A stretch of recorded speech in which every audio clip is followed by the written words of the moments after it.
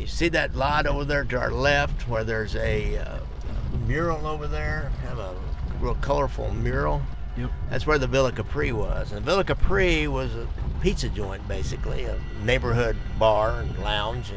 And the mob guys, Tuffy and Cork Savella, Nick Savella never went out to joints at night.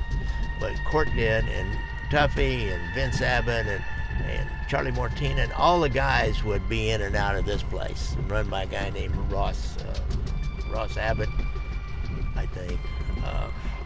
Anyhow, and he ran a book himself, and he was just a trusted mob guy, never was a made guy or anything. And so they had a booth in the back that we knew that they always sat at that booth. You know, you go in there and maybe have a beer or some pizza or eat or whatever. You know, it's a public place. You go in, you'd always see them sitting at this one table. And then there was informants going in there, and there was one informant that then had some what we call dirty talk with Cork Savella at this same table. And we had like a year of observations of seeing their cars in here, right down their license numbers and their cars in here every weekend night especially. And at least some point in time, every night that we'd have them drive by, one of them would be at the Villa Capri. So it's a known mob location.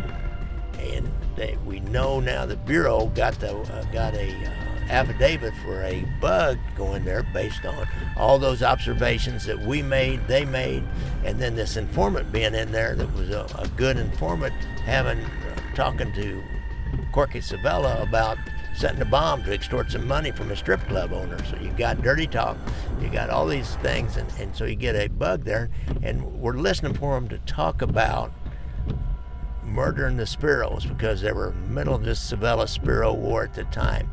And we knew that they were like stalking each other. They were driving around trying to see where each other were. We had seen them. You heard them in another wiretap talking about stalking each other.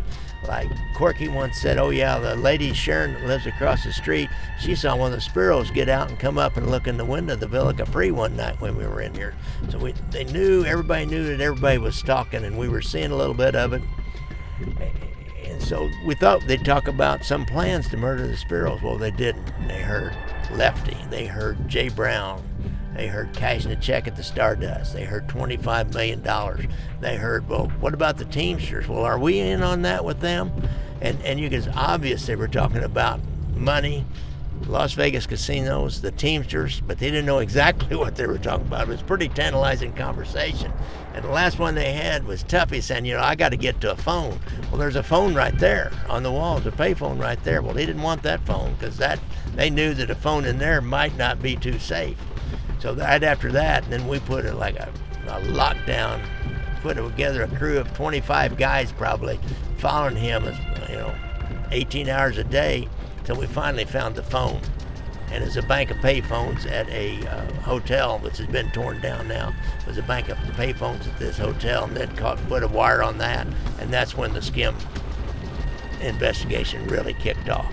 I'll say they picked a very interesting spot to conduct their business and have their conversations. Please comment any key takeaways that you got from this video. Also, please share it with anyone that you think will enjoy this tour. Also, please don't forget to hit subscribe to watch the rest of the videos that come with this Mafia tour. At the end of this video, there'll be a playlist that pops up, and you can find all the other videos that are linked to this tour. Thank you again for watching.